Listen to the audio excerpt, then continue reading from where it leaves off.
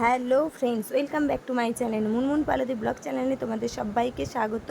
আর আমার ফেসবুক বন্ধুদেরকেও অনেক অনেক স্বাগত। তো চলো, আজ আমি একটা নিউ ভিডিও নিয়ে তোমাদের সামনে হয়ে এসে গেছি। তো সেটা হচ্ছে রান্নার রেসিপি।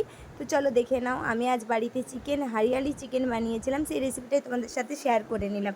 প্রথমে আমি টক দই আর হচ্ছে পুদিনা পাতা, ধনে পাতা, কাঁচা লঙ্কা বাটা, আদা রসুন পেঁয়াজ পরিমাণ মতন সব মিক্সিতে রেডি করে নিয়েছিলাম। তারপরে কড়াইতে তেল গরম করে পেঁয়াজটা লাল করে ভেজে নিয়েছিলাম।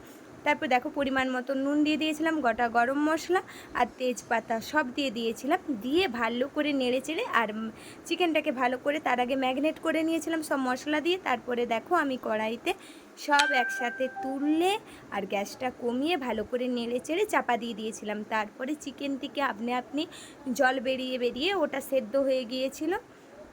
আর তারপরে ওটা রেডি হয়ে গিয়েছিলো। রেডি হয়ে যাওয়ার পর তোমরা দেখে নাও।